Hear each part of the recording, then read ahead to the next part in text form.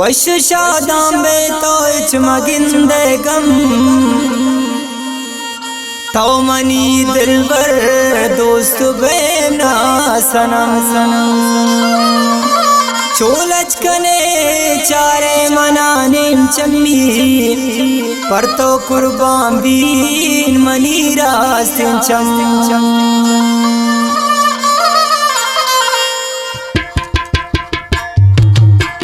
चुनी शरंगी मनार शादी का शंकु कोली का मनार याद का चुनी शरंगी मनार शादी का शंकु कोली का मनार याद का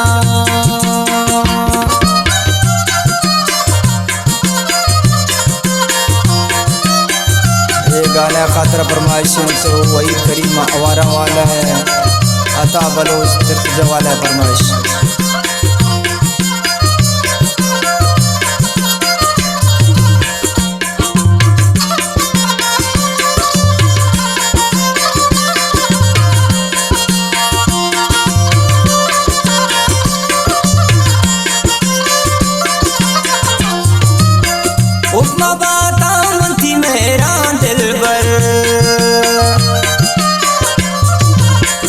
उपमा बाता मंती मेरा दिलबर रोज परोचा मेरा नदी ज्याद का शंकु कोली गमना याद का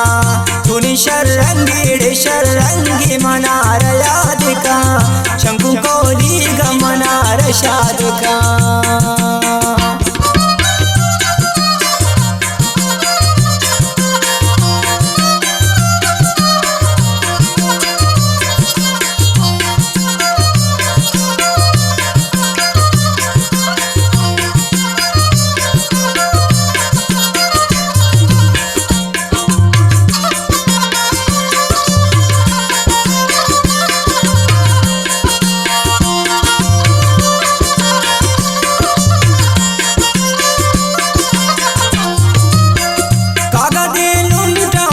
चारी मुदा कागा दे लुंटा मना चारी मुदा निंदी गो मन वश बरान्या दिका शंकु कोली गमना याद का तूने शरंगी मना याद का शंकु कोली गमना शाद का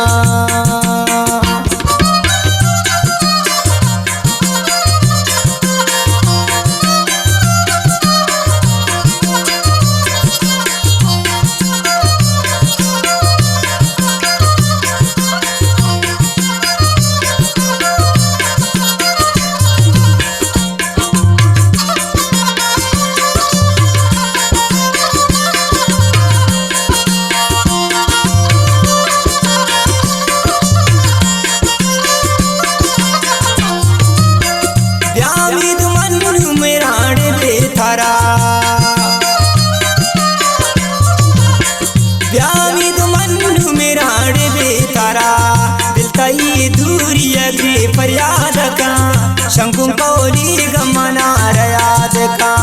तूने शरंगी मना याद का शंकु कोली गमना शाद का